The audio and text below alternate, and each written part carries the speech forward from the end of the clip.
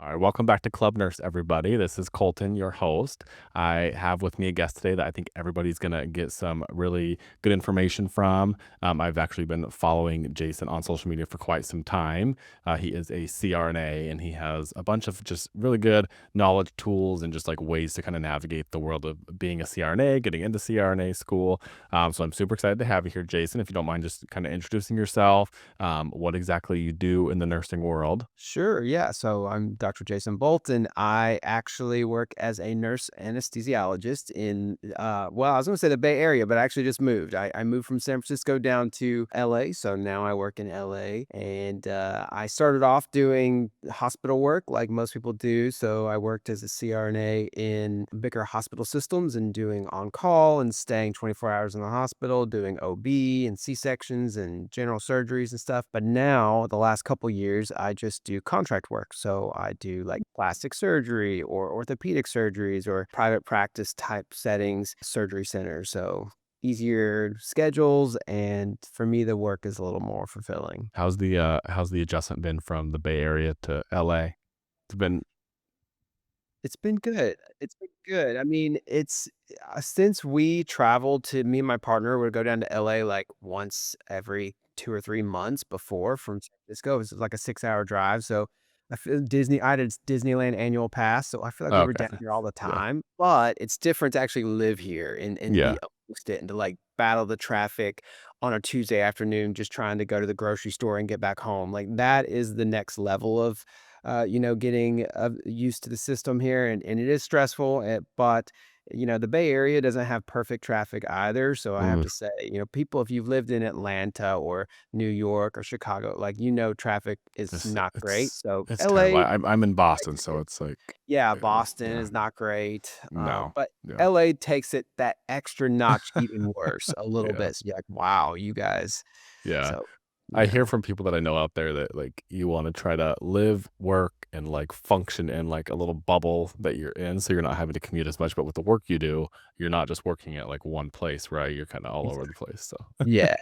yeah. Yeah. So Yeah, it's so kind of take us I'm curious, take us back to, like, when you got into nursing school and you were going the nursing route, like, was being a CRNA something that you always wanted to do, or was it something that you learned about while going to school? Was it when you were already, like, an established RN? How did that go kinda for you? Yeah, so I actually was pre-med and Mm, determined that I would do nursing school as part of my pre-med track. okay. And I was Wow. I was gonna, finish nursing school and then pretty much go straight into medical school. And while in medical school, work part-time as a nurse to help make money. I wanted a degree that would teach me not only some clinical skills, but also some like anatomy, physiology, Yeah. microbiology, some of the core things that I wanted to study, sciences that were more like human, related sciences. And I felt like nursing tied into that really well. But what was funny, and at the time I thought I was going to be an endocrinologist or neurologist. And now in retrospect, I would never want those two Yeah. specialties. I don't know why I thought I liked that. I think I thought the thyroid was an interesting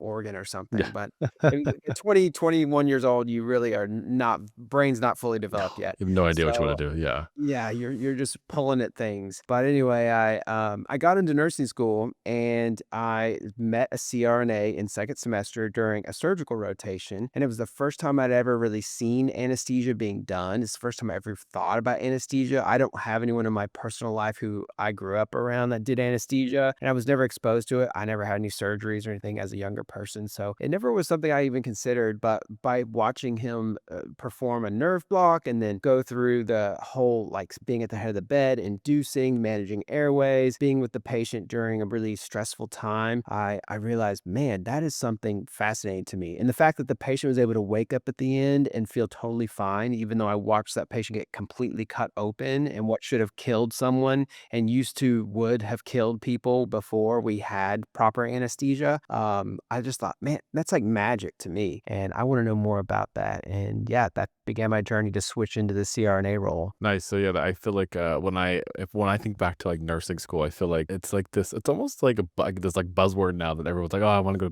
be a CRNA, and I feel like it's before even people realize what a CRNA does. And I think it's because of I mean, everybody knows that CRNAs make a substantial amount more money than a bedside RN. And so I think everyone just kind of has this idea of like, yeah, I'm gonna graduate nursing school, I'm gonna go get whatever experience I need and then get straight into CRNA. So I love to hear that you actually were just like inspired by the work, and that's kind of what got you into it. So did you and then actually kind of to touch on this, I feel like most nursing students don't get that opportunity to shadow a CRNA. And I actually kind of uniquely had that as well. I remember one time at like a rural hospital in Arizona where I went to school, me and one of my classmates were able to shadow a CRNA for the day. So I feel like it's like really cool experience to actually get to see. Do you ever get nursing students with you and anything that you've done? I guess probably not in the outpatient setting, but like when you were in the hospital? I did before, yeah, which I always took the advantage of that situation to kind of talk to them, and I always remember in the back of my mind that this was me not that long ago. I guess it was longer than I think it was, but I guess 15 years ago, but to me, it feels like 4 years ago. So try and think,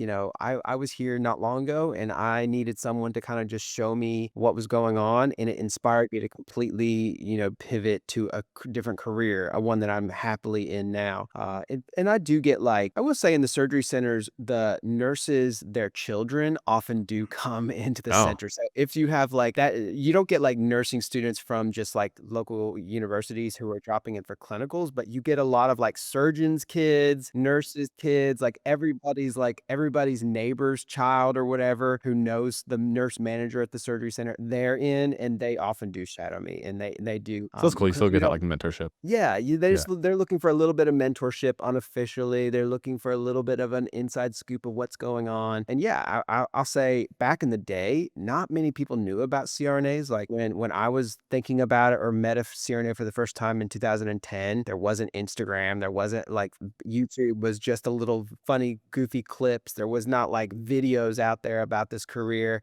There was none of that information. So if you knew about a CRNA, it was probably because you knew one. It was almost never talked about or heard of really. And even in school, in nursing school, no one ever you talk about nurse practitioners and other things, but no one ever talked about a CRNA. So you had to meet one in the live environment back then really to get I kind of know. Yeah. in. But you're right. Nowadays, I feel like a lot, partially because of me and all the other social media CRNAs out there, we've kind of made it much more visible, and it Yeah. does a bigger. And unfortunately, I think you're right for the money purposes, which is not the way you want to choose a career, and is definitely going to make you an unhappy person through this whole journey if it's for Especially the in the money. medical field. Yeah, in the medical field where you're really there for other people. Their whole job's about the patient, not the cash that you could make from the situation. But yeah, I forget what I was saying there. But anyway, yeah, I was inspired by meeting someone in person. I love that. So kind of tell us exactly like your kind of share your own personal journey of how many years did you have to work? Did you go straight into the ICU? Did you kind of know like you're saying now there's social media, people kind of know like the roadmap that there's different ways to get there, but there's a roadmap out there for people now. Like if you do these things, you most likely can get into a school. So back then when you were going through this, did you start ICU and just start going for it, or how did that really work for you? Yeah, so I mean, I did know from asking that CRNA, and even back then, the requirement was the same, ICU experience, a few years at least, and so I wanted to do the ICU anyway because I really, to be frank, I don't like more than 2 patients at a time Yeah, in I any feel that. situation, Yeah, and anesthesia, that is something that I do like about our career is that it is 1 patient at a time. We focus on 1 person, that's it. So if you love your one-on-one patients, that's your anesthesia pathway. But yeah, I liked when I did rotations and we did med surge floors and things like that where you were juggling 6 or 8 patients in Alabama. I don't even understand is that where how you're people. from? That's it. Yeah, that's where I trained was Okay. Alabama. So I mean, Oh you're wow. talking about the real rough, Yeah. like 8 patients definitely was the norm on med surge, sometimes 9. And And so, yeah, I mean, a girl that I dated at the back in nursing school, she was working on med surge when we graduated. I was working in ICU. She did med surge. And so I had two, sometimes three patients, and she would have eight, sometimes nine patients. And I don't even comprehend how she managed to keep up with those people. And it's just not safe. And I knew that No. wasn't for me. So I knew I wanted to do the ICU to have less patients so I could focus in on those patients. But also, I wanted to take care of people who were truly critically ill and who Mhm. I knew really needed me, and their pathophysiology and their situation would be a challenge and something engaging for my mind every day to go in there and be, interested in something new happening. And it just so happened to also be something required for CRNA school.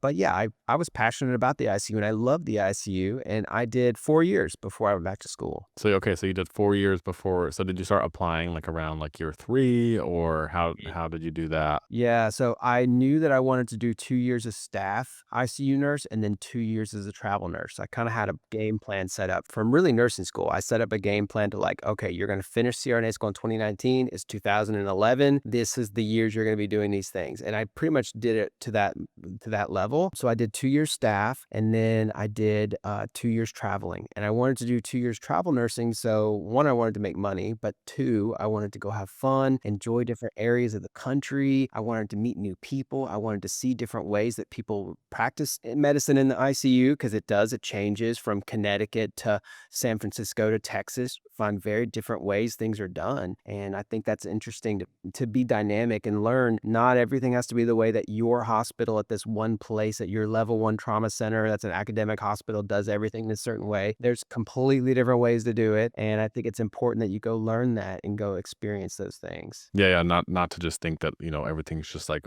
one way. Yeah, so it kinda seems like you were, like, ahead of the trends of all these things, like, you were ahead of the CRNA trends, the head of the, like, the travel nursing trend before all I these guess things, yeah. so, yeah, it was I Yeah. mean, people still like travel nursing back then, but it Yeah, wasn't yeah, yeah. as paid. Like, it Yeah. wasn't crazily high paid, especially when you started getting up towards the later 2010s and then into COVID when it blew up because everybody went travel nursing for the cash then. It was I paid did, okay. Yeah, I mean, I would yeah, have too back then. I mean, if I was yeah. working as a nurse, go do it because if you're gonna be suffering, you might as well get Might paid. as well. Yeah. Yeah. I don't even think the contracts now are even, I mean, probably depending on where you are in the country, you probably still are making a little bit more money, but it's not definitely not like what it was like during COVID. That was a special time for making money, at least as a bedside nurse. Yeah. It was very good for bedside nursing. Yeah, yeah, yeah, that's for sure. So you started applying. Did you have like kind of take us through what exactly do you have to do as far as what are the, like I said, I know that there are different requirements for different schools, but what give us kind of the basics of somebody that's wanting to go into nursing or into CRNA school, say they're a nursing student right now. If you're kind of drawing out like these are the things that the main points you need to hit in order to give yourself the best chance, what are you telling them? Sure. So I do mock interviews and I mentor people in certain ways. So this is like right up my alley because I kind of recite this thing to a lot of people quite often. You definitely first thing you want to focus in on if you're in nursing school is you want to make sure you have good grades. Your GPA will affect how competitive you are. Is it the Hmm. only thing that will affect it? No. So don't get caught up in I have to have a 4.0, but you do need to have a pretty good GPA. If your Yeah. overall cumulative is lower than a 3.4, you really need to be assessing what happened here Mm. and how do I fix this. And your sciences really need to be really probably A's. If you can't have all A's in your core sciences, they need to be like mostly A's, a couple B's. If you got C's, go ahead and write that down to retake it. Like if you made a C in chemistry and a C in micro and you like barely got into nursing school because of these grades, you're probably not going to get into CRNA school with these scores. So you probably go ahead while you're in undergrad still, go Just ahead and retake start them. scheduling that to retake it. Yeah. And make an A in it. Beyond that, you have to work in the ICU. The most recent statistic I saw of students accepted into CRNA school had 2.7 or 2.9 years of experience. So a lot of people hear, oh, you just have to have 1 year and I can apply. you can do that, it doesn't mean you're gonna get in. Sure, odds, It yeah. it means you're Yeah. allowed to apply, but you probably still won't get in with 1 year because that's the bare minimum to apply, and it's not And they very want ICU, so, like, so ER's not necessarily counted? No, no, okay. And ER is why? not What's the counted. reason? The reasoning is in the ER, you are not taking patients that are critical and maintaining them and titrating meds on them and managing them all through the day You're without like sending a them up. provider standing them. Yeah. Yeah, So the yeah. ER, the job is like hold over and get them out of there. Your job is not like treating and managing and like long-term dealing with chronic complex issues. And you're also you're always going to have an ER doctor and nurse practitioner, people like they're kind of managing everything for you. In the ICU, at least the ones I worked in, and there are some that have people just stationed there, but at least when I worked in the ICU, you were there kind of managing patients throughout the day or the night without somebody standing there holding, a decision over you and saying, we should do this or we should do that. You would have titratable meds. You would make decisions. If the blood pressure is going down, you would go up on this. If there were labs needed, you would put in the order. Like you would kind of function very autonomously in a way that you really don't get to do as a nurse anywhere else in the hospital. You're given a lot more leeway. And maybe in some ERs you're allowed to do that, but the ones that I floated to or have worked in, usually not because there's always a physician right there or their PA or NP, and they're always making decisions of what should be happening and what's going on. And you're usually not managing multiple drips and titrating up and down on lots of stuff through the day because your job is to get them in and get them somewhere else. So that's kind Yeah. of the mentality. And you really shouldn't have like vented patients long term unless it was an emergency. You just tubed them and then you're just managing the airway for a short amount of time. But in the ICU, a lot of your patients, or maybe all of them, can be intubated and have advanced airways and have lots of different complicated respiratory physiology going on. And you really need to have experience with that, not just a little bit, but like a lot of that experience to start getting ready for CRNA school. Gotcha. So that's the reason, the distinction between ICU, ER for CRNA school. I think that, I mean, I've spent most of my career in the ER. It is true, like it is very facility dependent what you're really doing as far as managing the patients. I mean, I have worked somewhere where, I mean, you are taking care of, patients that are on a ventilator, multiple drips for hours because there's no beds. And this especially happened during COVID. The ERs were actually functioning really as like many different units. Like you would have like these holds of these patients that were med surg PCU. You'd have these ICU patients that, like I'm saying, are vented and all these drips that you're taking care of for multiple hours. Yes, it really depends on where you're working because there are places I've been that are the provider's always there. They're the ones that are kind of running the show for everything. And then I've been places where the nurses have a ton more autonomy. And I think that's really just really any department kind of depends on the facility that you're working at. I had like a very short window of my career where I was like, I think I'm gonna go to I had this like idea I wanted to be a CRNA as well. And so I had left this was actually still during the pandemic. I had done my last like travel assignment, went to the ICU. I hated it. I absolutely hated it. I was like, I cannot do this. And I apparently I was like did not want to be a CRNA bad enough because I was like, I cannot do this. Went back to the ER. So, It's 2 different mindset, like, it's very different brains. I find that most people who do well in the ER don't do well in the ICU, and most people who do well in the ICU don't do well in the ER because it's very different perspectives, it's different ways of workflow, the focus, the attention to detail, things like that. There's no way you can do that in the ED because your job is to, like, get patients in and get them out and get a and that's new what I one in and like. get someone Yeah. else in, and you're juggling a lot of different random things from a child who, had a burn or something to, like, an old person that fell to a lot of different random stuff. So as an ICU nurse, you're supposed to come in, you get 1 or 2 patients, and you know everything about those 2 patients. You know when the last time they tied their shoe, you know when everything happened with them, even to an extreme point. And that attention to detail and that, like, that super hyper focused vigilance type thing, that translates into the anesthesia world because Sure. then you wanna take that on with your each case you have where you're really zoned in on that one thing. But it's funny because we do cycle patients often, like today I had 5 different patients. So I was hyper focused in on someone, but only for an hour and a half, and then Uh-huh. it's the And the next next one. patient. So it's Yeah. it's like a constant rotation. So it's a little bit of a blend of the ER mentality and ICU a little bit once you get into the anesthesia world and when I think about it like that. Yeah,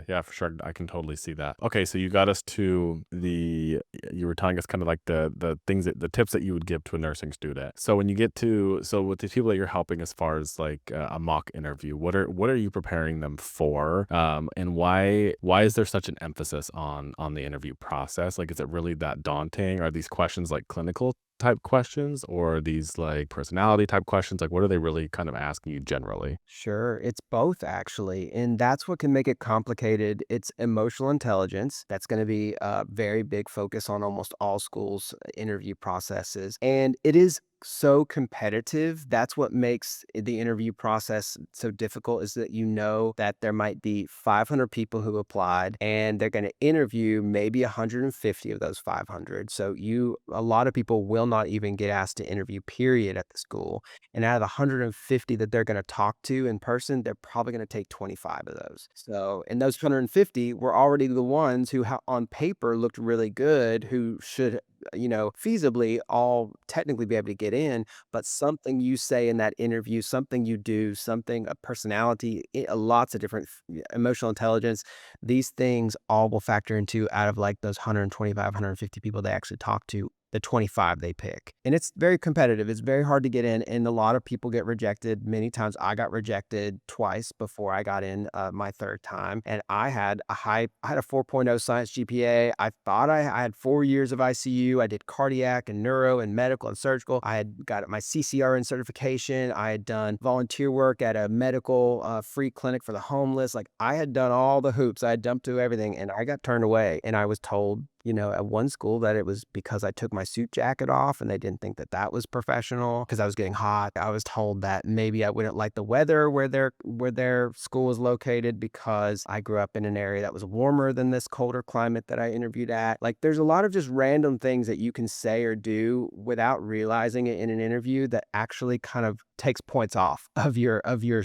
status. That's very interesting. Do you recommend people that come to you to have, like, multiple schools in mind that they're applying to? And if you do, how many do you generally recommend? And on top of that, are most schools on kind of the same cycle? Is it once a year, or do they do, like is it, like trying to remember, like, the fall and then, like a spring session that they'll They're take almost students? all once a year. Mm. So, but they admit at different times. There are some schools that do their admission start of the programs in January. There are a lot that do them in May, and then there's quite a few others that do them in August. So they'll all be interviewing at different time periods of the year. And then once they interview people, they may decide we want these people. They may lock you down, but it might be 6 to 8 to 10 months later before you actually begin your first day of class. Oh, okay. So they're fairly far ahead of the curve trying to like iron out the next year's class. But I tell people you want minimum of three, probably 3 to 5 schools that are your top picks that you're ready to apply for and put in your applications that you think you're highly competitive for and that you're excited about going to. Because if you are a great applicant and you apply to 3 schools, you'll be lucky to get into one.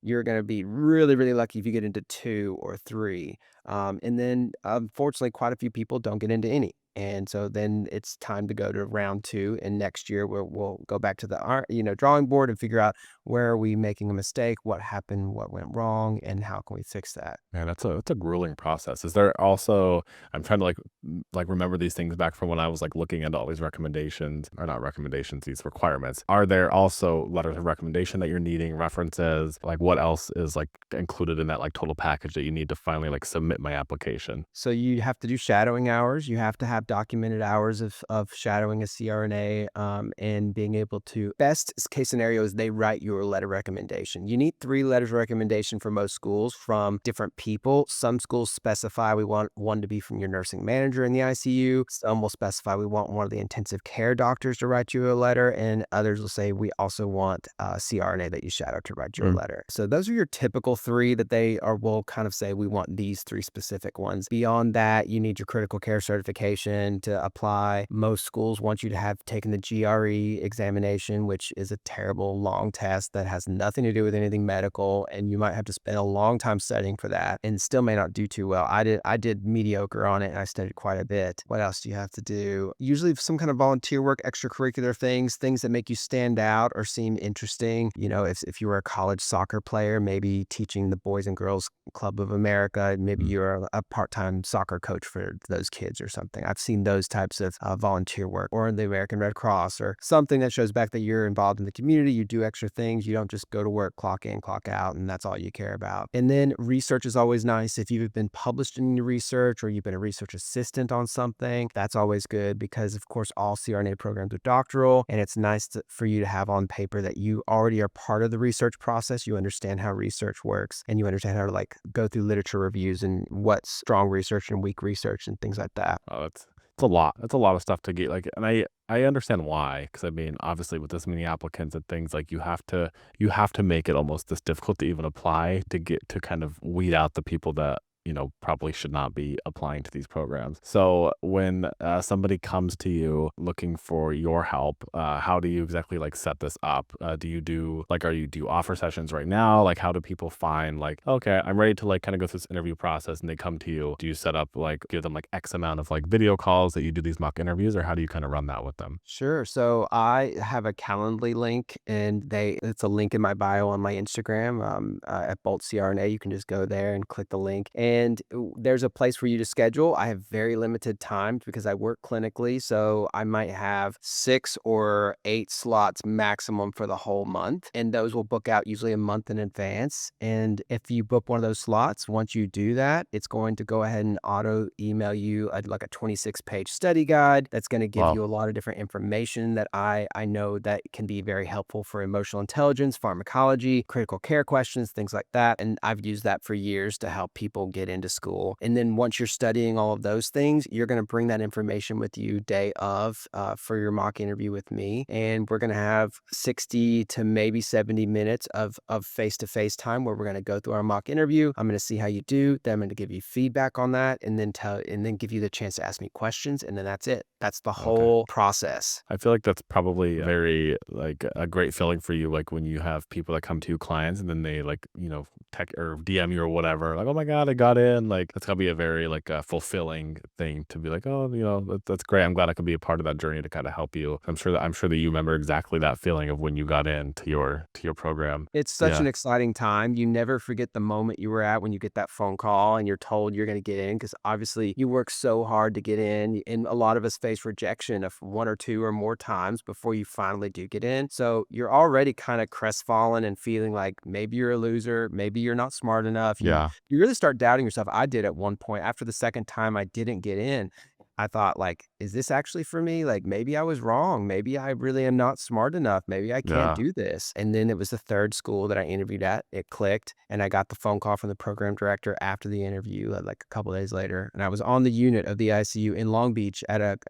travel contract, and I had to like go into the bathroom and like Yeah. chill myself out Yeah. because I was Yeah. like about to cry on the Yeah, of unit, course. because I just knew like my life was just changed. It's one of those pivot moments where Yeah. you're like, my life is about to completely change, and I'm about to Yeah. go like a whole different direction than what I was. And it's Yeah, it's a huge exciting. deal. That's a huge deal. Did you have to, because I know that these programs don't allow you to work, right? Like during them, you can't, you really don't have the time. Is the schooling as grueling as like you make it seem? Like as like you hear about like, oh, CRNA school, like you can't do anything, you have no life. Like, is it that grueling, or what's your take on that? I say probably true, Hmm. unfortunately. It's pretty grueling. It depends on your personality, and it depends on the way that you wanna perceive the world. I mean, there are people out there who can tell you that no matter what they've been through, they've been fine, and it's Hmm. okay, and they chilled out, and they made it work, and blah, blah, blah. But I would say that's probably not the experience 99% of people will experience, and so I like to tell people, like, plan to be the 99%, plan to not be that 1% Yeah. person who, like, goes on social media and is like, "It was good. I went to Denver and skied all the time and blah, blah, blah." Yeah. It's like, yeah, and you probably almost failed a few times and you're not telling that part.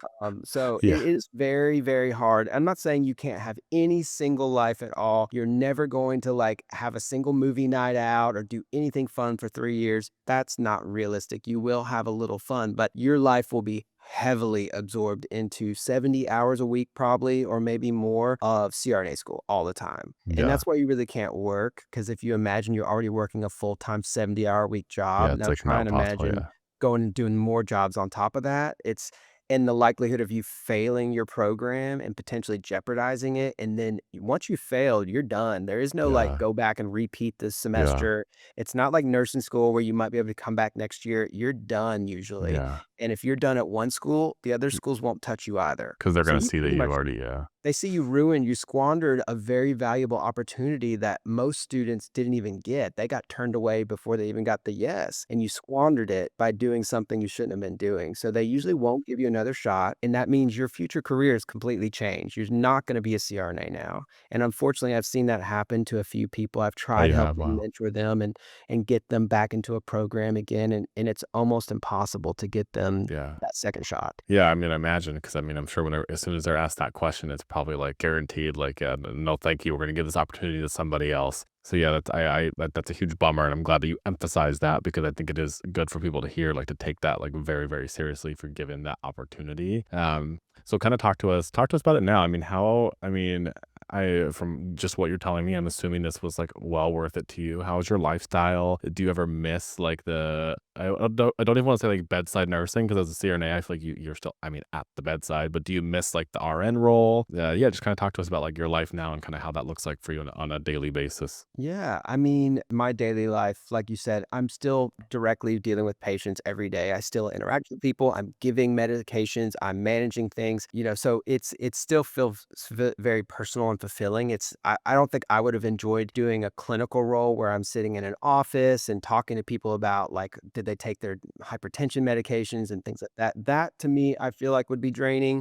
But for me to be able to come in and say like I'm going to do this, we're going to manage your care and make sure that you get a safe anesthetic and a safe surgery, and then I see you at the end of the day and I see you're happy, everything's good, your shoulder is repaired, and now you're on the healing process, and now you're going to be able to throw that baseball again the way you wanted to, which was what I did today. Today was shoulder surgeries all day for sports injuries. So I love that. Do I miss like the actual work of an ICU nurse? No. That type of work can be very difficult. In my 20s, I could handle it and I could run with it and I could do the pulling and pushing and jumping and juggling fiery swords all day long and dealing Yeah. with 1,000 different crazy things. That to me, I don't know that I can handle it now in my 30s anymore. And I know there's nurses in their 60s doing it. So I don't understand how that happens. Kudos to them.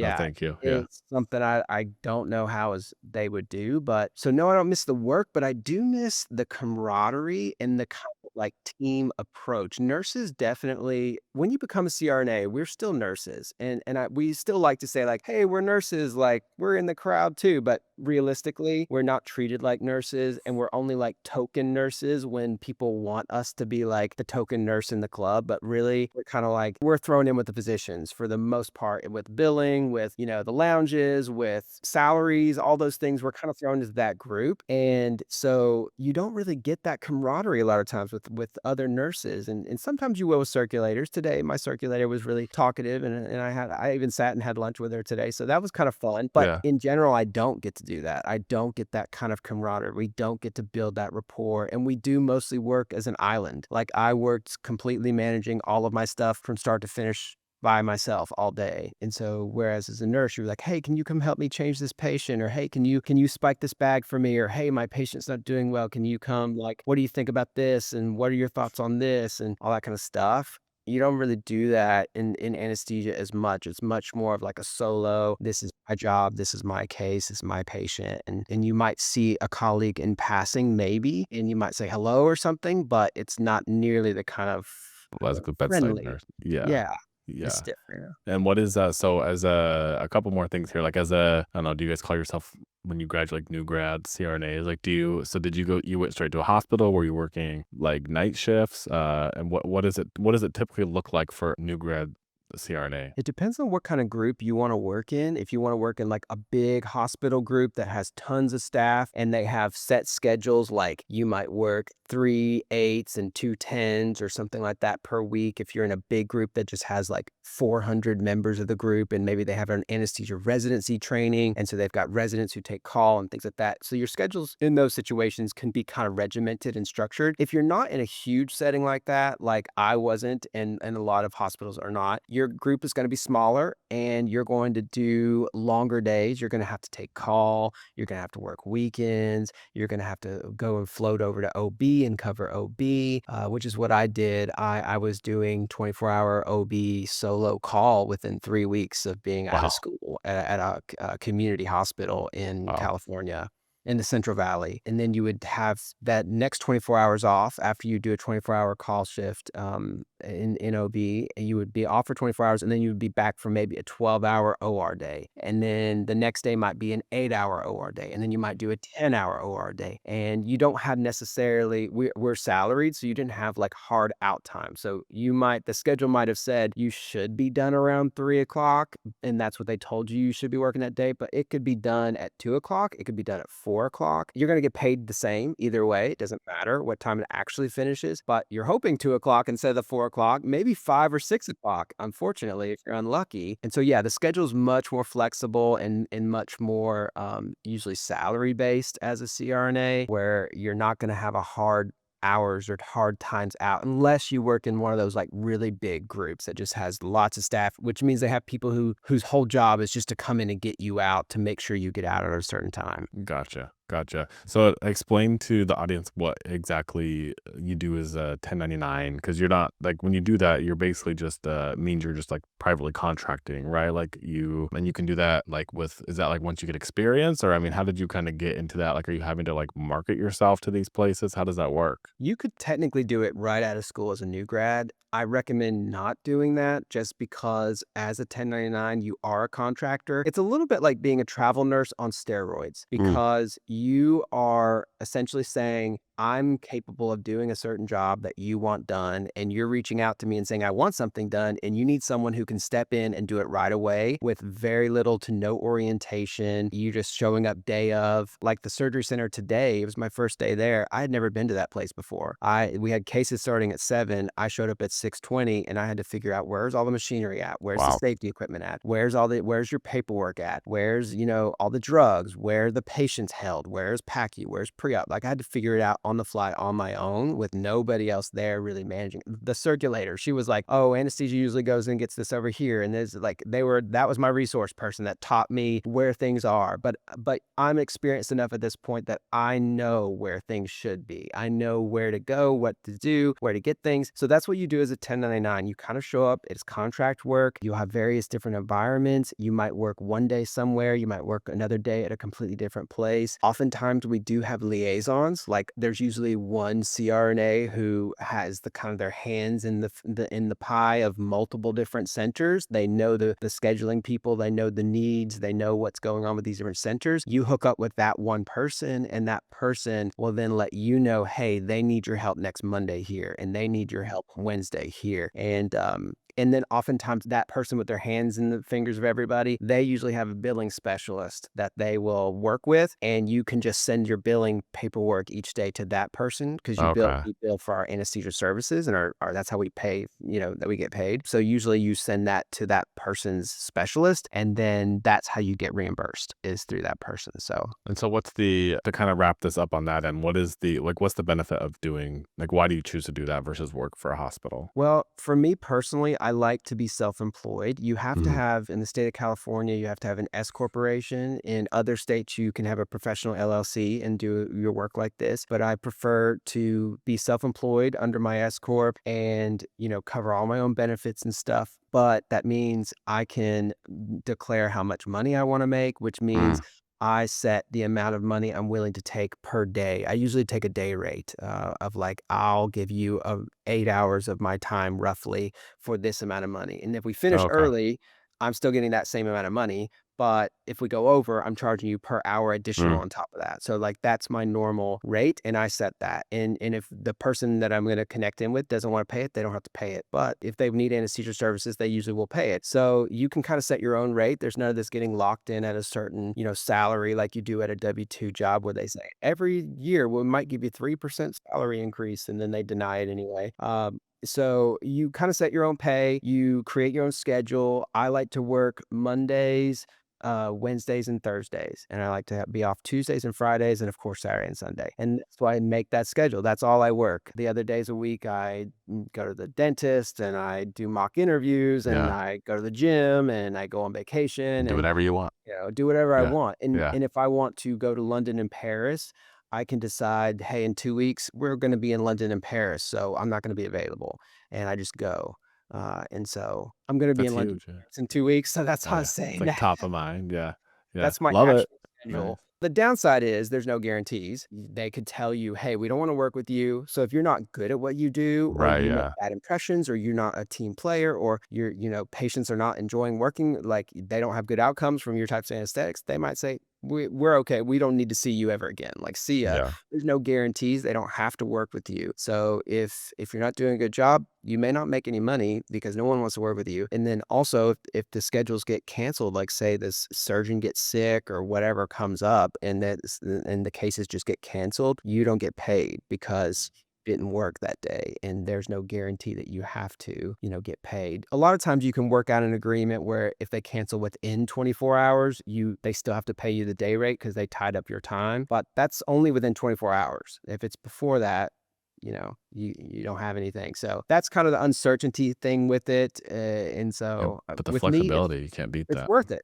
Yeah, Yeah. it's worth it. Yeah, yeah, I would say I think that once you get to that point where you can have that flexibility, it's like so hard to like go back to being like a W-2 employee once you just know how it feels to have that freedom. And I feel like the risk, whatever you want to call it, of you taking by not having the guaranteed work, I think I would say it's worth it. So I mean, have fun in Paris and London. That's awesome. I'd love Thank it. I've you. I've been I've been to each once and love them both. They're so fun. Looking forward to it. Yeah, yeah, that'll be fun. I had one more question. Oh yeah, I don't know why this question came into my head, and this might be a very silly question, but do CRNAs practice in all 50 states, or is it Mhm. they are in all 50 states? Yeah. Okay, Yeah, okay. we are actually, a lot of people don't know this, CRNAs are the original anesthesia provider. We were the Oh, first to provide anesthesia, and then physician anesthesiologists came around later after us oh, in the 1930s. yeah, I We didn't we know that. originated all the way back to the Civil War when nurses were providing anesthesia for patients.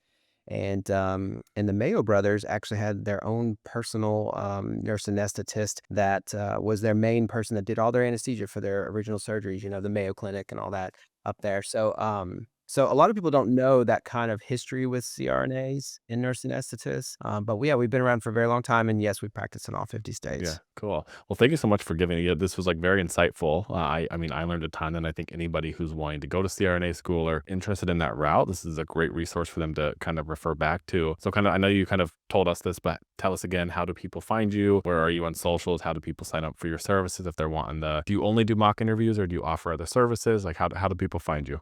Pretty much it's just mock interviews at this point because my time is so limited, and if I try to do a bunch of other services, I feel like I would spread myself too thin and not do Sure, as high quality as I want to do. So sure. it's mock interviews for now, and you can find the link on my bio in Instagram. It's Bolt CRNA over Nice. there, and my link in the bio will take you right to my Calendly link so that you can Perfect. schedule with me if you need to. Love it. Yeah, and if you guys want to see any kind of CRNA content, I recommend going and visiting Jason's page. There's some great stuff on there. So thank you for joining us today. I really, really appreciate you. Thank you, So thank you. Colton. Of I appreciate course. you.